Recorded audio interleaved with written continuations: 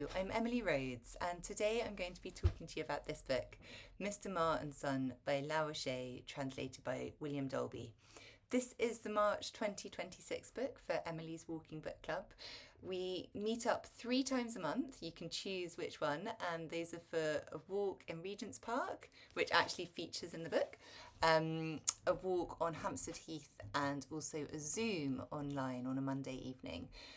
There's also a newsletter at emily'swalkingbookclub.substack.com where I send out a newsletter every week with links to sort of read around and discover more about the book. This is a really, really fascinating book. It's written by Lao She, who was from China, but he did spend some time in London in the 1920s teaching at SOAS. And this novel is very much inspired by his time there. So it's all set in London, a lot of it around Bloomsbury, Marble Arch. There's a trip to Kew Gardens, Welwyn Garden City as well. So it's quite fun almost mapping London in the book. And of course, for many of us readers, particularly members of the book club, you know I love reading books set in London, and in some ways it's treading old ground. But what's really fascinating is that it's seen from a completely new to me perspective, from a Chinese person. And, you know, even little things like some of the imagery that's used, or the sort of attention paid to sort of blossom, for instance, it feels very different to, you know, a portrait of Bloomsbury written by, say, Virginia Woolf, who, you know, would have been treading those streets at the same time. There was a huge amount of prejudice against Chinese people, particularly at that time. And it's quite startling, shocking, a little upsetting really to encounter that so much in here. One of the real things that Lao She does is write about, he kind of captures that prejudice in the eyes of particularly middle class English people, and what it's like to be Chinese on the receiving end of that.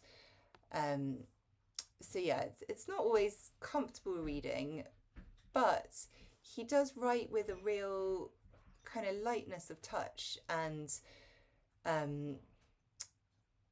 you know, he kind of observes them back. So there's always this. It's quite a nuanced perspective, I think. There's no character who's sort of, well, maybe one or two. Most of the characters are pretty balanced, and, you know, they might come across as being, you know, particularly prejudiced against Chinese people, but then they're shown to be, I don't know, lonely or jilted, or, you know, there's some kind of redeeming quality that allows you to empathize with them. And similarly with the Chinese characters, Mr. Ma and his son, and that there are a couple of others too, but those are the principal ones. You don't feel like Lao She makes them wholly perfect. You know, there are sides to them, particularly Mr. Ma, that that makes you think, you know, you're not that much better than the English people who are prejudiced against you. So I probably haven't described that particularly well. What I'm trying to say is there's a real feeling of nuance alongside the prejudice that is portrayed. So I'm going to read a bit out, but just to give you a little bit more about what's happening in this book, there really are these 3 different groups of characters, I would say. There's Mr. Ma and his son, Ma Wei, and then there's also this other Chinese person, Li Zhuzheng. Sorry if I'm pronouncing these wrong, I'm doing my best. And Mr. Ma and his son kind of come to London, and they've been left this antique shop near St Paul's Cathedral, to run, and Lee Soo-jung kind of runs the shop with them, and he's absolutely brilliant and kind of manages it all really well, and Mr. Ma's totally hopeless, and Ma Wei, you feel, has potential but hasn't reached it yet. So there are these three Chinese characters navigating their way through 1920s London and all the prejudice that entails, and all the challenges of, you know, trying to make a home in a place a very long way from your home. There are some nice moments where he writes about Chinatown and Chinese restaurants and the kind of limits of the comfort that can be found there, but still some comfort nonetheless. Food generally in this book is quite fascinating, I think. Then there is this sort of landlady who Mr. Ma and his son have rooms with, Mrs. Wedderburn and her daughter Mary, and she also has a little dog called Napoleon. And they're sort of very kind of lower middle class English, you know, kind of prejudice, but sort of doing their best, making them meals, quite obsessed with money. Mrs. Wedderburn's a widow, she's quite lonely, and you really see basically these two ill-fated love stories between Mr. Ma, who takes a shine to Mrs. Wedderburn, and Ma Wei, who takes a shine to her daughter Mary. They sort of go along in parallel. And there's a lot about how kind of difficult it is for these two groups to really mesh together, and moments when they do feel like they're really overcoming a lot of odds. And then there are these in-betweeners, so a missionary family really, and we meet the Reverend Ely right at the beginning. He's the one who procures these rooms for Mr. Ma and his son, and he's got this like quite snooty, annoying wife, two children who, you know, Catherine in particular is seen as quite a hopeful figure. Mrs. Ely's brother is a real wrong-un, and a very bad influence on Mr. Ma. He gets him drunk, and they sort of show a slight, you know, they spent time in China, so they do speak some Mandarin. They can kind of move between the two groups, but not wholly easily, but they do offer some comfort, particularly Catherine, the daughter, has Ma Wei calls her elder sister, and there's this very nice rapport between them, this feeling that she understands him in a way that Mary won't. So yeah, these three, I think a lot of this book is really about teasing out those relationships, whether they're the relationships within a group, so Mr. Ma and his son, and Ma Wei and Lee Soo-jung, there's this lovely friendship there, or the friendships or relationships that try and take place across the groups, and how difficult it is. And really, to me, that's what so much of the book is. It's the plot is really driven by exploring these different relationships and how difficult it is for those to develop well.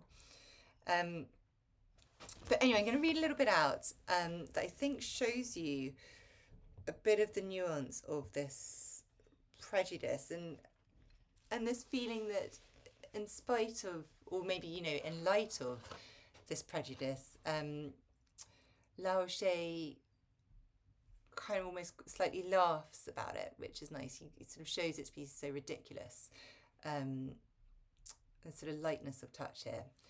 Okay, so this is when Mr. Ma and Ma Wei, it's quite near the beginning, they've moved into the rooms and it's the first morning in their new place with the Wedderburns.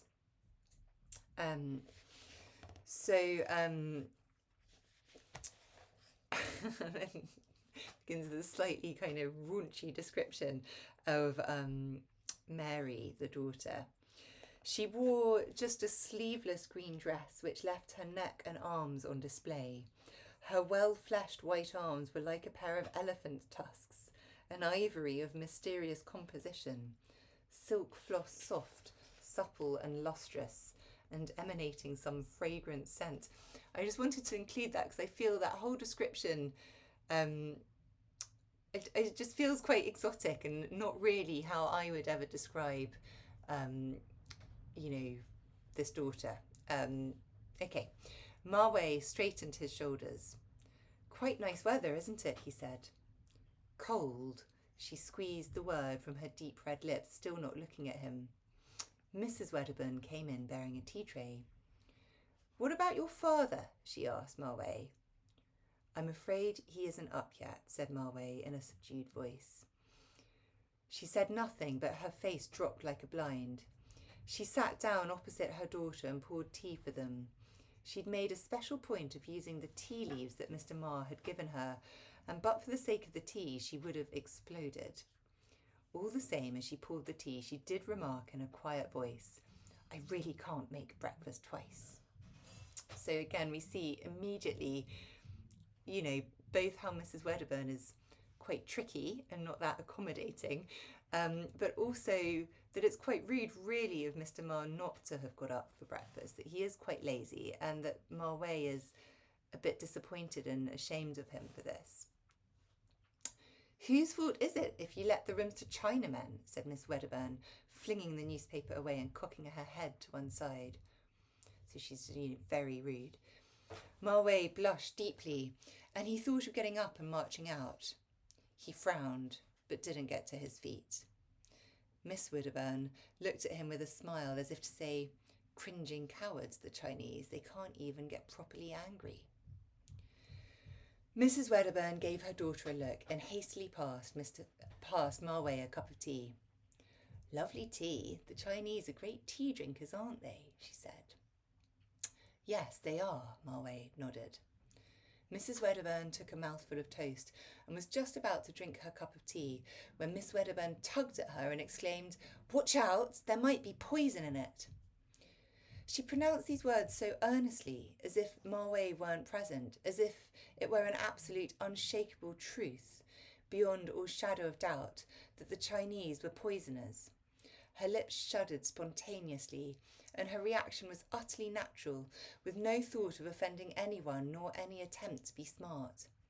It didn't seem to occur to her that she could be insulting Ma Wei.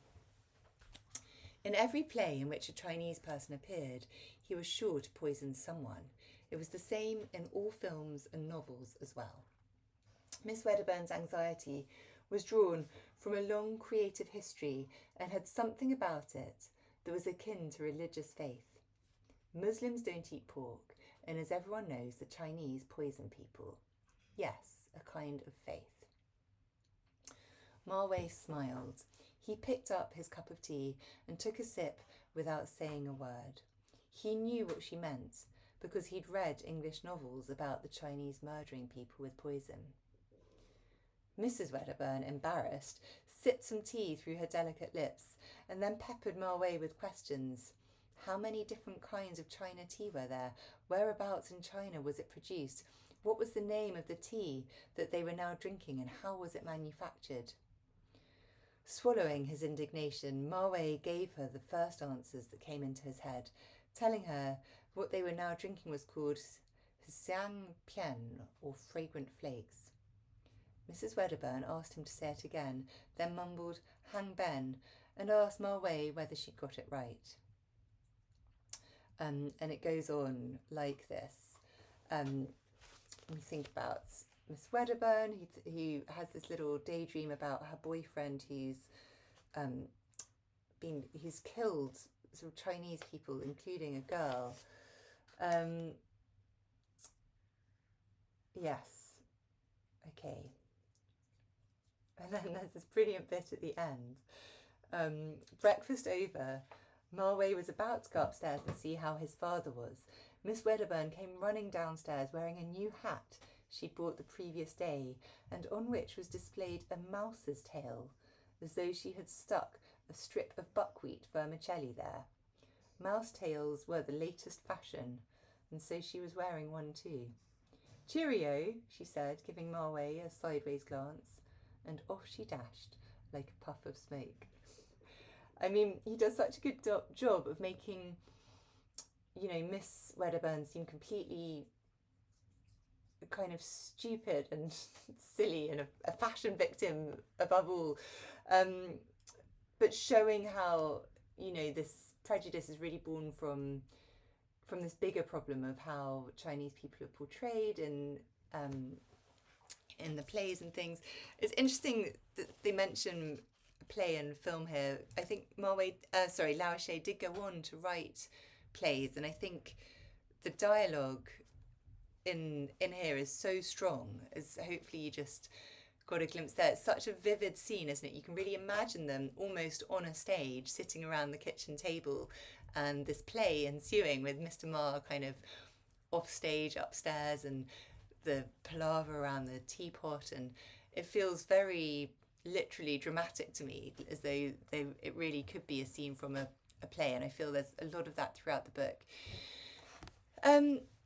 So yeah, hopefully you can see here already these tensions that have been set up, the tension between Mrs. Wedderburn and her daughter, the way she's wants to be a good mother to her and protective of her, but also is a bit more accommodating, wants to make the peace, smoothing things over, is embarrassed by her being quite rude, Miss Wedderburn being a bit of a live wire, mouse tails and all, and Ma Wei, it's through his eyes really that we see her sitting there in that dress with her ivory tusk arms.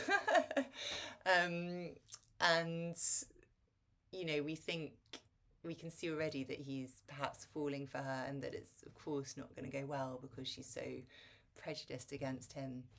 So anyway, I'm really glad to have discovered this book. I feel it's not a perfect book.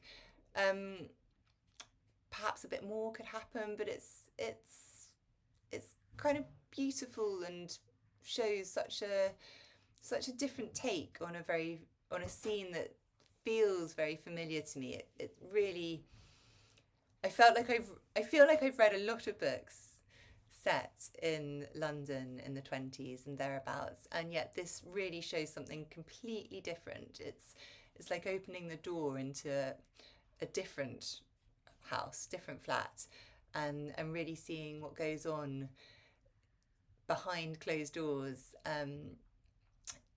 behind a different closed door. I found it really fascinating. I'm really looking forward to hearing your thoughts, and perhaps when we meet, we'll tease out a little bit about those prejudices. We'll think about our feeling of empathy with the individual characters, and I think we can consider, given that this was set over 100 years ago, it's a pretty old book. I'm just checking when it was actually written. I think it was written just after the time it was set. Published in 1929. What still feels the same, and what feels very different? How much more welcoming have we become to people from overseas? What prejudices remain pretty entrenched? Anyway, thank you for listening. I hope you enjoy the book, and do leave me a comment. I'd love to know your thoughts on it. Thanks.